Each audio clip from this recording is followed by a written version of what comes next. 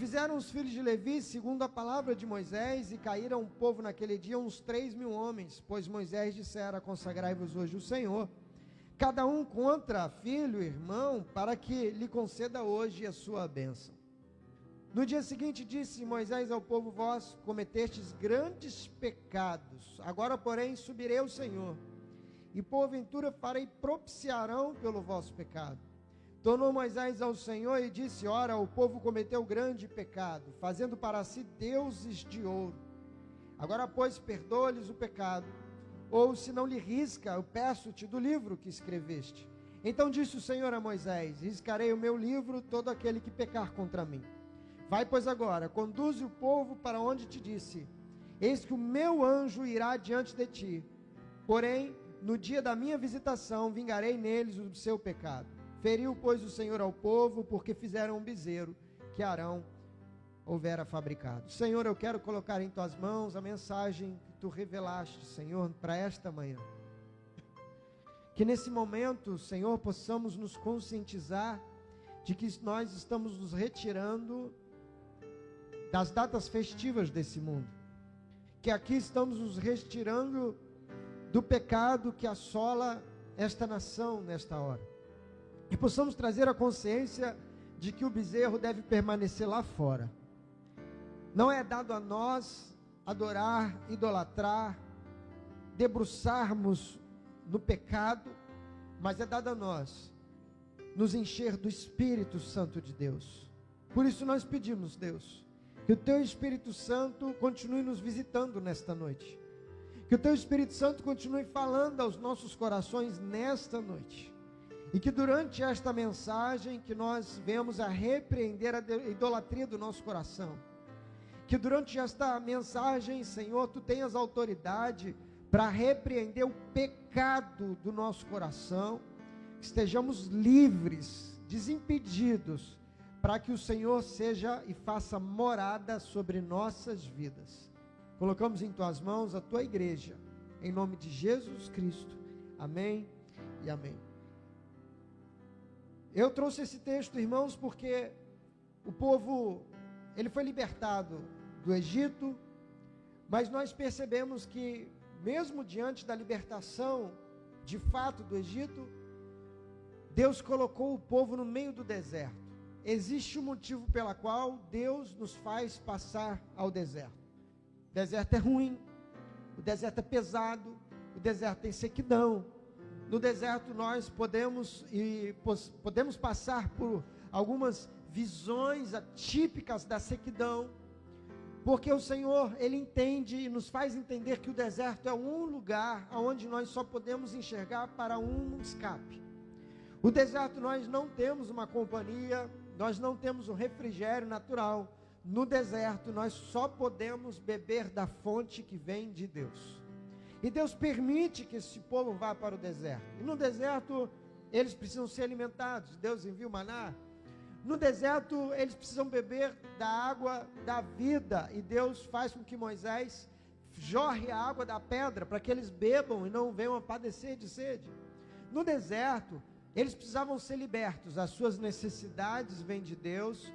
Aquilo que refrigera a vida deles vem de Deus. Mas ainda existia alguma coisa a mais que esse povo precisava se libertar. Esse povo precisava se libertar da idolatria. É no deserto que Deus separa o povo do pecado e nos molda. No deserto o pecado ele é exposto. Porque quando nós estamos no meio do Egito, onde há fartura e prosperidade de todas as coisas, o pecado fica oculto, o pecado fica escondido. Mas no deserto, o pecado é exposto, porque no meio das necessidades, ele vem à tona. E eu percebo, irmãos, observando esse povo que já vem caminhando com o Senhor, que a nossa espiritualidade, ela não está no tempo da caminhada, e sim no momento da caminhada. Nós percebemos que o episódio do bezerro de ouro, ela representa uma característica marcante da infidelidade do povo de Israel, durante a jornada do deserto. Porque mesmo sendo livres da escravidão do Egito, mesmo eles vendo sinais de proezas e milagres de Deus Todo-Poderoso, eles demonstram que ainda existia uma incredulidade e uma impaciência em esperar em Deus. Eclesiastes capítulo 4, versículo 13, vai falar sobre a sabedoria da paciência e da sabedoria que vem de Deus. E ele diz o seguinte: melhor é o jovem, pobre e sábio, do que um rei velho e insensato, que não aceita mais repreensão. Perceba, meus amados irmãos, que por alguns momentos eles esquecem todos os milagres de Deus, toda a autoridade de Deus sobre a sua vida, quando Moisés sobe para os montes para falar com Deus, e lá permanece por mais tempo do que o esperado. Porque Deus nos ensina que o tempo de Deus é perfeito. Deus é atemporal. Eu já falei para os irmãos que eu sou fascinado pela ciência, pelo universo. Já falei da distância da viagem que nós temos no espaço, a gravidade da Terra que faz com que o nosso tempo seja reduzido. Já falei para vocês sobre o Cronos e o Kairos, por isso que nós temos o Kairos, que é o tempo perfeito de Deus. Nós temos uma grande dificuldade em esperar o tempo de Deus para todas as coisas. Tem um dito popular que fala que colocamos as carroças na frente dos bois. E quando colocamos as carroças na frente dos bois, nós vamos cair, nós vamos nos atropelar. E quando Moisés ele sobe para falar com Deus, ele não está vivendo no tempo do povo, da humanidade, ele está vivendo no tempo de Deus. O tempo de Deus é perfeito, amém? Você pode dar uma glória a Deus por isso? Mas quando demora, você acredita que o tempo de Deus é imperfeito. E foi esse tempo de Deus imperfeito que fez com que eles entendessem, se perdessem, que a espiritualidade não está no tempo. Nós temos esse hábito, irmãos. Nós acreditamos que nós somos mais santos do que alguém, do que A, do que B, porque estamos mais tempo na igreja. Porque acreditamos que a espiritualidade, ela está no tempo. E a espiritualidade não está nos tempos de congregação. Ela está no momento da caminhada. Certamente que muitas pessoas que estão emergindo na obra do Senhor hoje, estão buscando mais Deus do que as pessoas que podem estar muito tempo na casa de Deus, que lá atrás buscaram a Deus com intensidade, evangelizaram com fervor, mas hoje vivem uma espiritualidade do tempo que se passou. Nós temos esse hábito. O ministério pastoral wesleyano, ele é muito desafiador, porque quando a gente chega em algum lugar, nós temos que mostrar para que viemos. Eu já falei isso para a liderança da igreja. E quando nós chegamos num ambiente desconhecido, ninguém vai levar em consideração o tempo de trabalho que existiu no passado. As pessoas querem ver o que você tem a apresentar hoje. Mas, irmãos, para Deus é assim também. Deus, ele não olha para as nossas vidas, para o ministério pastoral e fala assim: esse pastor 10 anos atrás foi uma bênção na minha mão, hoje ele não precisa fazer mais nada porque ele sempre será uma bênção. Não. Nós como pastores vamos precisar ser bênção na mão de Deus todo momento, sempre, toda a vida. Alguns líderes beneficiam-se do tempo oportuno, que prestigiam a longa caminhada, ou seja, pessoas que já conhecem os seus obreiros de 15 anos, de 20 anos, já sabem o que ele fez no passado, sabe que é homem de Deus, mas quando nós mudamos, nós precisamos mostrar que ainda somos homens de Deus. De fato, andar com o Senhor, ele não é algo que vai ser expresso pelo passado. Andar com Deus é algo que é expresso nos dias atuais. Nós temos na história do cristianismo grandes referências que caíram no meio da jornada cristã e foram expoentes do cristianismo mundial. Nós temos uma igreja, eu posso falar errado o nome em inglês, que é Gateway Church, pastor Robert Morris, Gateway Church. Talvez você não conheça essa igreja, mas essa igreja ela foi uma referência, é uma referência até hoje musicalmente. Essa igreja ela é uma referência em literaturas. Essa igreja ela inicia no ano 2000 nas dependências do Hotel Houston, um hotel. Ali naquele salão daquele hotel, um grupo de irmãos começam a se reunir, a adorar o Senhor. E isso foi nos anos 2000 e em 2010 eles inauguram as suas instalações com mais de 26 hectares de comprimento, 26 hectares. Se torna, portanto, a quarta maior igreja dos Estados Unidos, com uma frequência de mais de 25 mil pessoas, ainda em 2024. E esse pastor, chamado Robert Morris, uma grande referência daquela igreja, se viu diante de muitos escândalos sexuais e se viu necessitado de renunciar à sua liderança, abdicando, portanto, da titularidade daquela igreja. Vocês vão lembrar e vão conhecer esse homem, chamado pastor Max Lucado, que já era pertencente àquela igreja, líder do estudo daquela igreja, assumiu parte da presidência desta igreja, e é por isso que essa igreja ela se mantém viva até hoje. E Eclesiastes capítulo 7, versículo 8 nos ensina que melhor é o fim das coisas do que o princípio delas. Robert Morris talvez tenha esquecido de um pequeno detalhe, que quem fez a obra não foi ele. Ele foi um instrumento na mão de Deus. Ele não é uma peça ímpar no reino de Deus se ele não estiver cheio do Espírito Santo de Deus. Talvez há 26 anos atrás, o Senhor tenha visto um homem com o coração quebrantado e usou daquele homem para colocar mais de 25 mil pessoas reunidas simultaneamente num culto, numa congregação de uma expressão mundial. Mas 20 anos se passaram e esse homem, por algum motivo, pode ter saído da presença de Deus. Não vi se ele chegou a ser condenado das acusações, mas de fato é que isso nos leva a pensar que o nosso histórico não nos garante autoridade espiritual no reino de Deus. Apenas a nossa comunhão imediata nos garante intimidade com o Criador. Aquele povo que saiu do Egito viu o milagre, viu Deus operando maravilhas, mas esqueceu-se de que aquele Deus que estava com Moisés é o mesmo Deus que ainda estava com eles. E quando Moisés demora demais a responder às necessidades do povo, ele se vê perdido. Olha, irmãos, os milagres vieram por meio de Deus, não por meio de Moisés. Então, quando Moisés ele chega diante do mar, Moisés ora.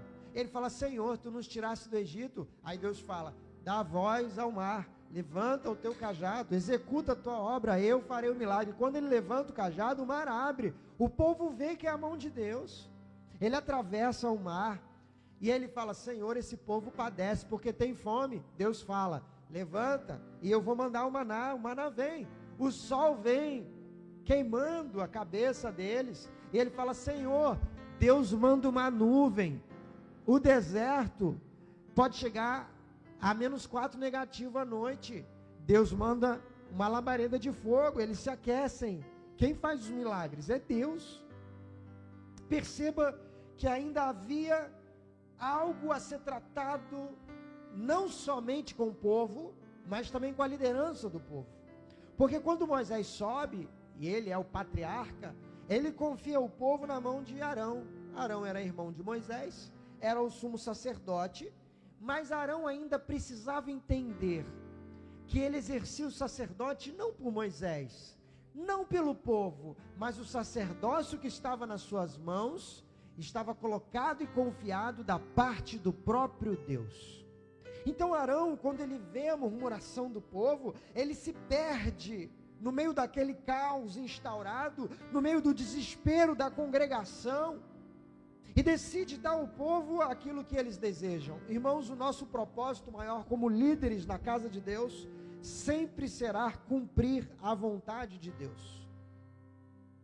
Em nome de cumprir a vontade de homens, Saul perdeu o seu reinado. Em nome de cumprir a vontade de homens, Acabe fez uma aliança com uma mulher perversa e se perdeu nos caminhos de Deus. Arão precisava ser tratado por Deus, o povo precisava ser tratado de Deus, porque Moisés não viveria para sempre, porque Arão não viveria para sempre, mas Deus vive para todo sempre. Nós, enquanto que homens, líderes, mulheres de Deus, estamos exercendo o ministério e a obra que não é minha, não é de Moisés. Quem chamou Arão não foi Moisés, foi o próprio Deus. Quem colocou Moisés naquela trajetória não foi a sua mãe, Joquebede, que o preparou, mas foi o próprio Deus que deu livramento no rio Nilo e que o preservou, que o educou, que fez com que ele tivesse sabedoria para resgatar a nação de Israel. Parte da nossa idolatria, ela está diante dos nossos olhos, porque nós estamos atrelados a homens, Eu lembro, não lembro se eu já compartilhei isso com os irmãos, mas eu lembro que um amigo meu disse que ele teve uma guerra muito grande internamente, porque ele se achegou ao evangelho por meio da pregação da missionária Elana Holden. Ele não sabe quem é Elana Holden, ela é famosa. Ela talvez seja uma das precursoras da igreja contemporânea. E para ele disse para mim que foi muito difícil, porque aquela mulher foi usada por Deus num congresso, uma conferência que teve, e ele viu a mão de Deus na vida daquela mulher, e de repente aquela mulher ela se declara homossexual. Pior do que isso, ela declarou uma igreja aberta à prática do homossexualismo. E ele teve que entender que quem fez a obra não foi aquela missionária, mas foi o próprio Deus. Era Deus que usa as pessoas que estão dispostas a serem tratadas por Ele. Eu quero te dizer nesta noite, nesta manhã, que se você abrir o teu coração, Deus vai fazer coisas extraordinárias na tua vida. Eu quero te dizer para você que já foi usado por Deus, que Deus não deixou de ser Deus. Eu quero dizer para você que está atrelada a visão de homens, que Deus não tem interesse que você fique firme na visão de homens, mas que você firme a tua visão no próprio Deus. É Deus que levanta os homens, é Deus que muda os homens, Deus é aquele que restaura homens, Deus é aquele que abate homens, Deus põe de pé quem Ele quer, Deus tira quem Ele quer, para nos ensinar que a obra é dele. Irmãos, eu gosto muito da Wesleyana. Eu já tive outras tentativas ou experiências, convites para sair da nossa denominação. Perceba que a nossa denominação, ela evidencia Deus. Ela evidencia que o ministério itinerante, embora algumas pessoas possam ter dificuldade, ele nos revela que o controle da igreja está na mão do próprio Cristo. Pode ver que você não vê cartaz, pode ter um culto que a gente coloque um pregador e outro, mas você não vê a cara do pastor Ederson e a cara da pastora Áurea ali do lado ali, pá, não. É o nome da igreja, é a visão do departamento, do ministério. O expoente máximo da nossa denominação é Jesus. Vocês não vão ver no nosso letreiro aqui a cara do pastor. Tem ministério que é assim? Amém, é a visão deles. Mas isso humaniza algo que é espiritual. A nossa denominação preza pelo Espírito. Nós vamos abrir uma igreja, nós analisamos se o ambiente é propício, ou seja, se não tem igrejas. Porque se tem igreja, eu acredito que tem reino ali.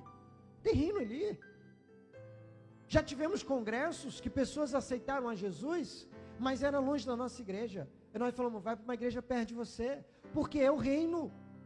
Eu cheguei aqui no ano passado, visitei um monte de gente, exceto aqueles que já estão em igreja. Sabe por quê? Porque Deus me chamou para o reino.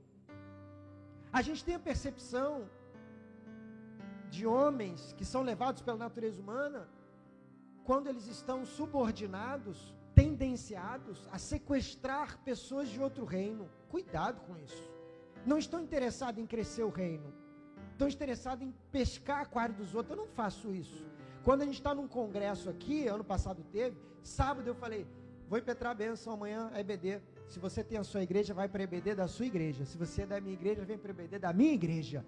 Porque Deus me deu ética para pregar aqueles que estão perdidos. Mas aqueles que já têm um pastor, eles precisam ser pastoreados lá. E olha, pode perceber que estes homens, na maioria das vezes, não estão interessados naquela ovelha que tem pouca pelagem. As ovelhas de pelos menores não têm muito interesse. São as ovelhas mais gordinhas. Eu lembro que da igreja que eu passei, tinha uma irmãzinha que morava lá em cima, perto da rua 1, lá na Rocinha. Quase não ia na igreja, mas eu tinha que ir lá. Olha, lembra, a gente subia, era o esgoto correndo, eu tinha um sapato que era só para fazer visita, que você arrebentava o sapato todo, as ratazanas pulando no meio do caminho. Eu duvido que o obreiro está interessado numa ovelha que precisa de visitação, não está. Mas aquela ovelha mais gordinha, fica flertando. Cuidado com isso.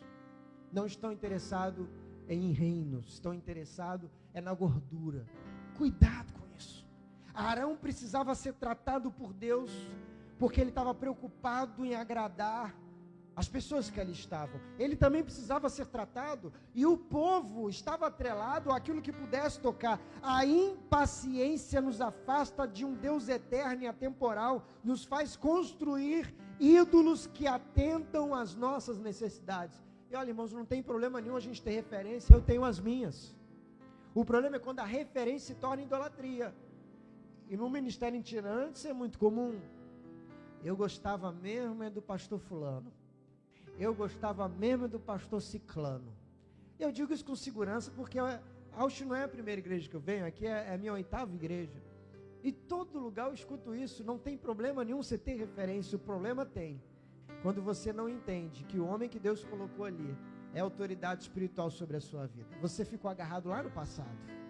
Você ficou preso numa idolatria, como se apenas aquele homem fosse a voz de Deus para a tua vida. E Deus está falando, as águas do Senhor estão derramando do teu lado, o poder de Deus está caindo do outro lado, mas você não está sentindo nada, porque na sua visão há uma idolatria, você segue apenas aquele homem de Deus de 20 anos atrás, acreditando que nada de novo possa surgir. Deus está mostrando para o povo, olha, eu tirei Moisés em intimidade comigo, o tempo passou, vocês se perderam, agarraram Arão ficou perdido, todo mundo ficou perdido, virou um caos instaurado no meio daquele lugar, esqueceram que o Deus provedor que os resgatou da escravidão é o mesmo que está presente naquele lugar.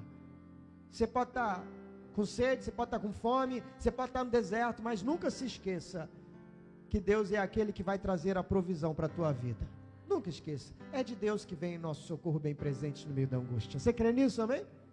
Então a gente percebe que esse bezerro de ouro foi feito por Arão quando o povo estava impaciente, na demora. Tenha calma, irmãos, tenha paciência. O bezerro ele simbolizava uma idolatria, uma tendência pecaminosa da humanidade em substituir Deus por algo visível, controlável, acessível, porque a gente acha que idolatria é só estatueta, idolatria é só objeto. Não, tudo aquilo que toma o lugar de Deus na tua vida é idolatria. O povo evangélico no meio protestante também é idólatra. Todo pecado ele parte do princípio do agrado de si mesmo, é o ego, o egoísmo, egolatria, egocentrismo, tudo que coloca o humano, o ser humano no lugar de Deus é pecado. Por exemplo, Jonas, ele estava envolvido no ministério profético, mas ele não aceitou o desígnio que Deus tinha, ele recusou a tua vocação, é idolatria ministerial, achou que a obra das tuas mãos era melhor do que a obra que Deus tinha a dar para ele, idolatria da autossuficiência.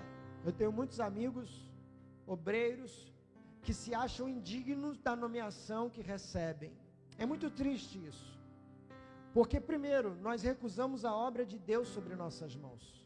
Eu já passei por situações de angústias de te pedir a Deus orientação, de não aceitar os desígnios que Deus disse para mim, mas Deus mudou o meu coração e mostrou que naquele lugar é onde haveria restauração, não para a igreja, porque Deus tem propósito no ministério que está dando nas tuas mãos, mas também para a minha vida, porque eu também precisava de restauração.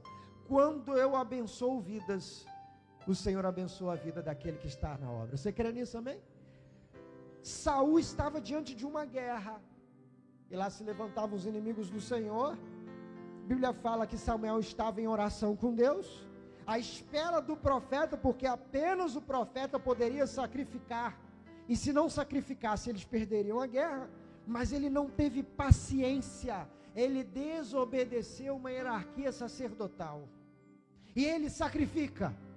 Saul era rei, Saul não era profeta, Saul não era sacerdote, ele não teve paciência em esperar. Samuel estava rogando a Deus pela aprovação de Saul, que já estava sendo rejeitada por Deus. E olha, irmãos, se Samuel demorasse e chegasse em cima da hora, se Deus aceitasse a vida de Saul, ele seria vitorioso na guerra. Mas ele não soube esperar o tempo de Deus. E a Bíblia fala que quando ele sacrifica, é a idolatria da rebeldia, é a idolatria de se achar melhor do que aquilo que Deus esperou de nós como culto, como preparo litúrgico da sua adoração. Ele foi confirmado a sua rejeição diante de Deus por Samuel. Caim não soube esperar a aprovação de Deus. Ele oferece o sacrifício a Deus, Abel oferece o sacrifício a Deus. A gente sabe que Hebreus fala que a rejeição não era o cereal, porque lá em Levíticos capítulo 2, a gente vê que Moisés vai instituir os cereais como adoração, sacrifício, ou seja, a rejeição de Caim não foi sacrifício. A Bíblia fala que olhaste para a vida de Caim, rejeitaste a tua vida e depois a tua oferta.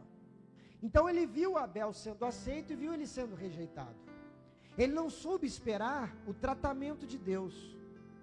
Do contrário, ele preferiu matar aquele que era aceito. Porque a natureza humana faz isso. Quando eu não consigo me elevar à presença de Deus, a forma de melhorar a minha estima é diminuindo aquele que lá está. Entenda isso. Matando a Abel, ninguém é aceito. Deus chega para Caim e fala: onde está o teu irmão? E ele fala: sou eu, por acaso, guardador, protetor do meu irmão? E Deus fala: por que caiu-lhe o semblante? Quem lembra disso? Se procederes bem, tu serás aceito. Mas se procederes mal, toda a tua vida será rejeitada. Deus está falando o seguinte: olha, você tem que sacrificar a mim. Mas antes de sacrificar, a tua vida tem que ser um verdadeiro sacrifício diante de mim.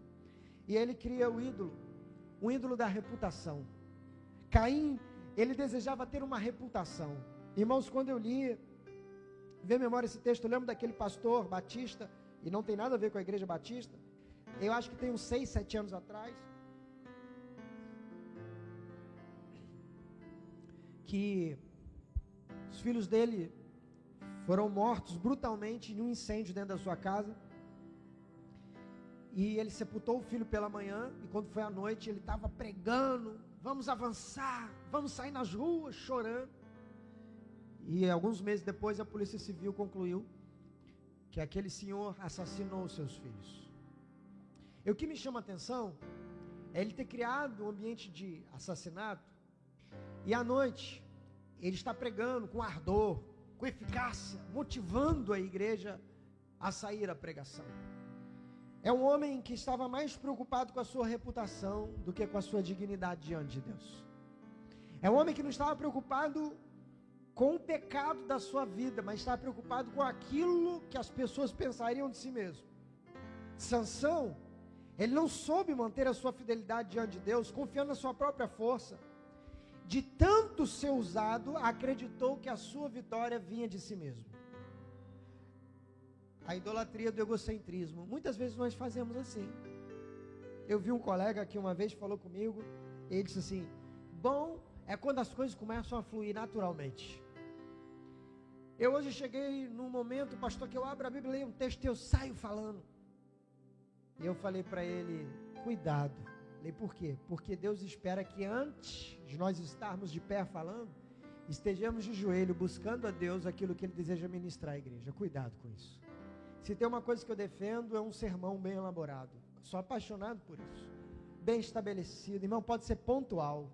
Eu vi que estudou, vi que buscou, porque quando nós estamos separados em Deus, Deus está falando aqui, ó, no nosso ouvido, no nosso coração. Nós estamos buscando a voz de Deus, Deus está falando: meu filho, fala isso, fala aquilo. Deus pode acrescentar, Deus pode mudar, mas antes de nós estarmos de pé, nós temos que estar de joelho buscando a Deus. E eu olho a Bíblia e eu vejo que Sansão, de tanto ser usado por Deus, entendeu que a tua força era suficiente. Ele entregou a tua força a si mesmo. Ele começou a revelar para aquela mulher os detalhes da tua intimidade com o Senhor, e Deus havia feito um pacto com ele: olha, a minha intimidade é contigo. Antes de você ser forte lá fora, você tem que ser forte comigo. É isso que Deus está falando. Antes de você aparecer e ser evidenciado para todos, você tem que estar aqui, nos meus pés, confessando as suas transgressões e o seu pecado para mim, mostrando para mim a tua real natureza, porque quando você é real diante de mim, eu vou ser real diante de ti. E quando você estiver de pé diante dos teus inimigos, quem guerreia por você sou eu, Senhor Deus Todo-Poderoso. Entenda isso. Olha a palavra de Deus. Eu vejo Manassés. Um dia eu vou pregar sobre Manassés. Foi o pior rei de Judá. Ele conseguiu superar Acabe.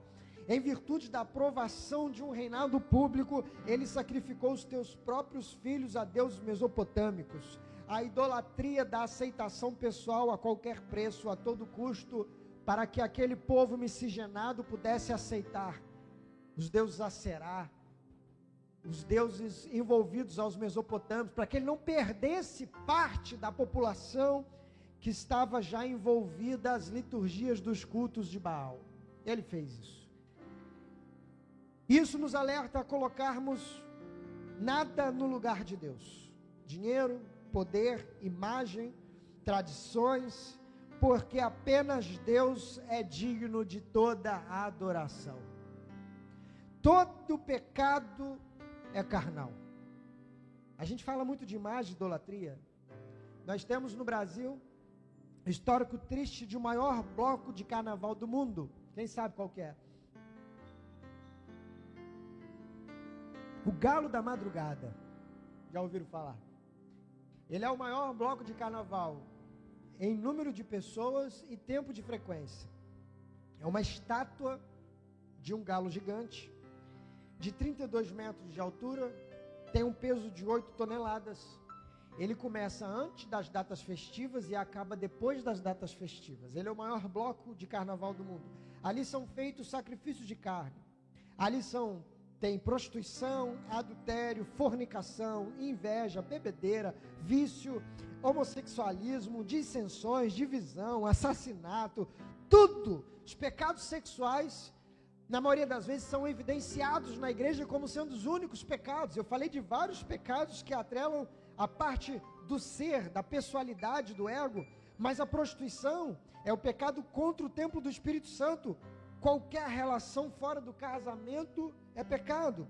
O adultério é a quebra da aliança diante de Deus. A fornicação é a luxúria. Na verdade, fornicação, prostituição, tem na etimologia porneia, de pornografia. Era o local específico da prostituição que os romanos consideravam ser separado para isso. A porneia tem a ver com o olhar, é o pecado da visualização. E Jesus nos ensina que os nossos olhos nos levam a conduzir os nossos corações. E aí, Arão diz uma coisa para Moisés que me chama a atenção, mandei você sublinhar. Tu sabes que esse povo é inclinado ao mal. Nós somos feitos natureza pecaminosa, mas não somos destinados ao pecado. Nós somos feitos do pecado, mas não temos o destino do pecado. A minha pergunta é, por que pecamos? Porque é fácil nós falarmos do pecado, está na Bíblia. Agora, a grande questão é por que nós pecamos?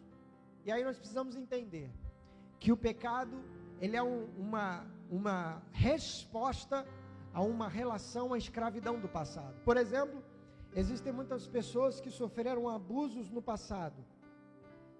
Pessoas que cresceram tendo a visualização de desprezo, de perversidade, de agressões físicas, de imoralidade. A Bíblia nos mostra lá em 2 Crônicas, capítulo 33, 22, que Amon fez o que era errado aos olhos do Senhor, como fez seu pai Manassés. Amon começou a reinar na sua juventude.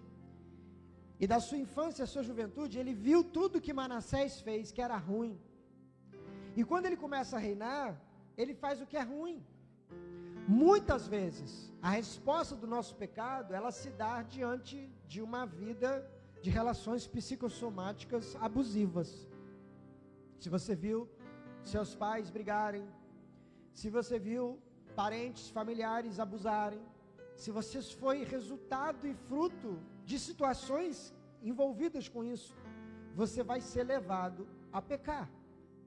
Porque naturalmente, você vai desenvolver esta eficácia, resposta imediata do pecado. A falta de credibilidade ao próximo. Pessoas que não confiam no outro de jeito nenhum. Pessoas que não confiam na própria sombra. Não confiam no próprio cônjuge. Não confiam na própria família. Não confiam em ninguém. Provérbios capítulo 4, versículo 10. Cuidado com o coração. Sobre tudo que deve guardar, guarde o teu coração, porque dele procede as saídas da vida. Eu sei que não é fácil, é difícil. Mas a Bíblia nos mostra que um coração ferido, ele naturalmente vai desenvolver o pecado.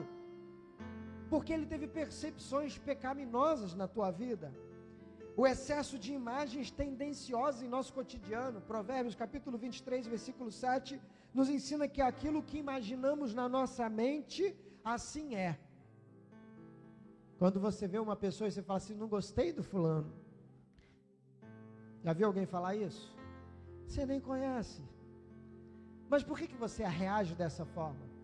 Porque você teve evidências, momentos, famílias, passou por situações que te levaram a essa conclusão. quando as imagens reveladas na tua mente se tornam a resposta do teu ato pecaminoso, naturalmente você vai ser uma pessoa levada a dissensões, a divisões, a brigas, a discórdias, porque você vem de um ambiente típico que te leva a ter esta relação. Pessoas que não se abrem muito facilmente com o próximo são pessoas que lá na sua infância, na sua juventude, foram feridas por muitas pessoas, pelo relacionamento com fornicadores perversos. A Bíblia fala que as más conversações corrompem os bons. Aliás, tem uma versão que fala que as más companhias corrompem os bons. Irmãos, infelizmente, quando você aceita Jesus, quando você é uma nova vida em Cristo, você não pode mais ter pacto com o passado. Pastor, mas as pessoas do passado ainda são meus amigos. Você tem muito afeto por eles, ore por eles, mas não há possibilidade de você continuar andando com eles. Os assuntos deles não são mais pertinentes aos seus. Olha que Moisés mandaram fazer. Vamos lá, vamos dividir. Pais de filhos, irmãos de irmãos, vamos ver quem é quem. Não há possibilidade de vocês caminharem juntos, porque alguém os influenciou. Alguém trouxe a iniciativa de construir um bezerro de ouro. Nem todo mundo é mau, mas alguém está influenciando. E quando nós estamos na igreja, perceba isso, irmãos. Eu louvo ao Senhor quando os pais responsáveis se preocupam em comemorar suas datas com os crentes. É importante isso. Tem a sua família também, mas olha, ensina seus filhos que os amigos que são os filhos são os amigos da igreja. Vai ter alguma coisa na igreja, traz para a igreja, deixa ele se envolver, porque quando a natureza do mundo é mais forte do que a natureza da igreja, não adianta você falar assim, meu filho foi criado na igreja, aí chega na igreja, deita e dorme, 2 horas, acaba o culto, você, acabou, vai para casa, e é assim, chega na igreja, a gente faz o mais fácil, né, dá o celular, faz isso não, dá celular não, manda para a sala, insista nisso, vai. Cheguei aqui fora, minha filha estava correndo aqui, falei com a Ruth, se ela estiver aqui, manda entrar na hora, não foi, Ruth? Não é para ficar no corredor, não é para ficar fora da igreja. Filho criado na igreja não é criado no espaço da igreja, é criado nos caminhos do Senhor. As pessoas confundem o texto. A Bíblia fala que é para ensinar a criança nos caminhos de Deus, não é no ambiente. Porque às vezes você pode estar andando com um grupo, mas não pode pertencer a um grupo. E quando nós somos jovens também, somos adultos também, nós precisamos entender que as más conversações, as más companhias corrompem os bons costumes. O pecado, ele é um resultado do tempo da escravidão. Nós éramos dos escravos, nós éramos do Egito, nós estávamos perdidos. E muitas vezes nós somos de famílias cristãs, mas são famílias que vieram do Egito, que não abandonaram, não abdicaram. Às vezes você é descendência, remanescente de famílias que iniciaram. Irmão, isso acontece. A tua família chegou na igreja, você chegou criança, o teu pai era crente, tua mãe era crente, mas eles foram os primeiros crentes da sua geração. Então eles trazem vícios da escravidão, um desafeto. O pai que briga com a mãe, briga com... é uma confusão. Eles são crentes, mas eles ainda não foram totalmente restaurados. Você é a segunda geração dessa igreja. Você é a segunda geração dessa família. É em você que as coisas serão diferentes. Porque eles lutaram para fazer o melhor. Lutaram contra a escravidão do Egito. Mas você, que cresceu nesse ambiente, vai começar a fazer diferente. Eu vejo, e a Bíblia fala que esse povo precisava sentir, tocar, eles precisavam ver. A Bíblia fala que todos pecaram, mas destituídos estamos da glória de Deus. Cristo se fez pecado por nós, Cristo nos garante uma nova vida, Cristo nos deu livre acesso, não há mais necessidade de tocarmos, sentirmos para viver o melhor de Deus. Cristo nos liberta da maldição do pecado, você é livre em nome de Jesus. Você não está mais preso no pecado, você tem autonomia, você tem vida, você é cheio do Espírito, você não quero mais o pecado da minha família, eu não quero mais o pecado da discórdia, eu não quero mais o pecado da briga, eu não quero mais o pecado da pornografia, eu não quero mais o pecado, porque eu sou livre em Cristo Jesus, eu não quero mais ceder aos pecados do mundo. Romanos capítulo 6, versículo 14, Paulo nos revela, porque o pecado não terá domínio sobre vós. Você pode ler esse texto comigo? Consegue colocar no projetor aí?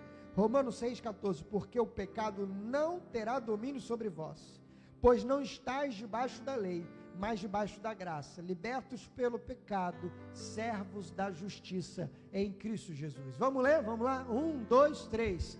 Porque o pecado não terá domínio sobre vós, pois estáis debaixo da lei. Mais uma vez, por quê? Porque o pecado não terá domínio sobre vós, pois não está debaixo da lei.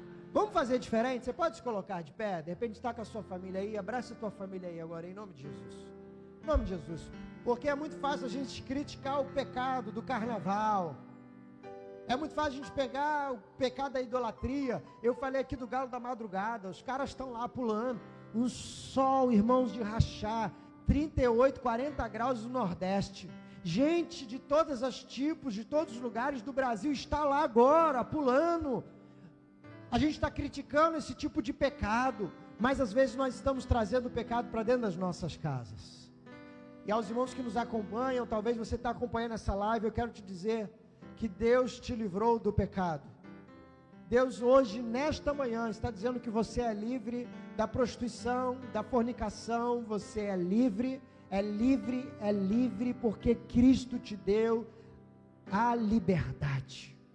E quando nós atrelamos a nossa vida espiritual em Cristo, Ele chega com força, Ele quebra as cadeias do passado, Ele nos liberta das opressões que vivemos no passado, das opressões que vivemos, das angústias que se passou. Nós somos livres para construir uma nova história com a nossa família, nós somos livres para construir uma nova história na nossa igreja, nós somos livres para construir uma nova história no lugar que nós estamos.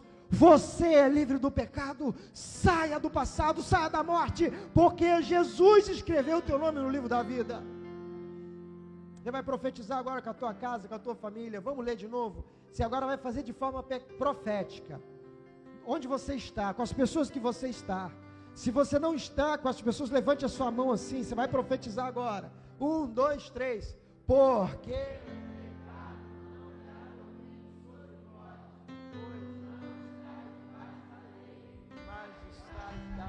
Senhor Deus, assim nós queremos colocar em tuas mãos a tua igreja, Senhor.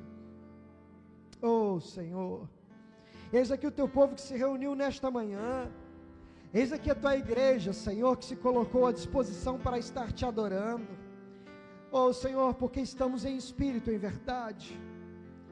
Quem sabe, Senhor, existem pessoas aqui nesta manhã que ainda estão necessitadas de libertação, como aquela nação que viu o poder, que viu o milagre, que viu livramento, que viu a nuvem protegendo do fogo, do calor, que viu o fogo protegendo o povo no meio do frio, mas ainda está preso à idolatria, à necessidade de ver para crer.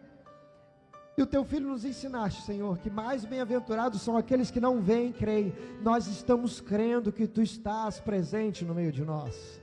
Nós oramos para que, se ainda haja pecado oculto, seja repreendido em nome de Jesus. Caia por terra agora em nome de Jesus o pecado oculto, caia por terra em nome de Jesus. Nós repreendemos o pecado da feitiçaria, repreendemos o pecado da rebeldia, repreendemos o pecado da prostituição, do adultério, da fornicação. Oh Senhor, nós repreendemos o pecado que nos impede de ter plenitude de vida contigo, Deus.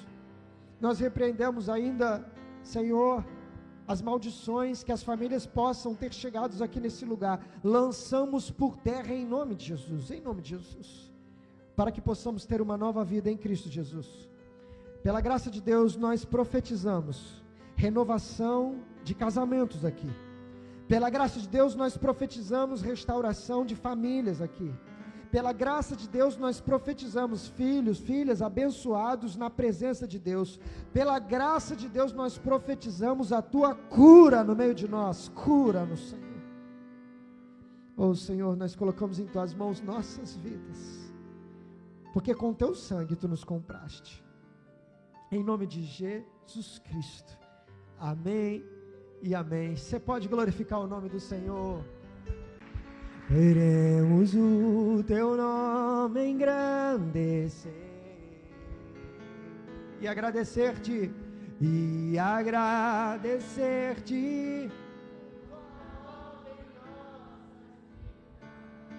Confiamos em teu infinito amor,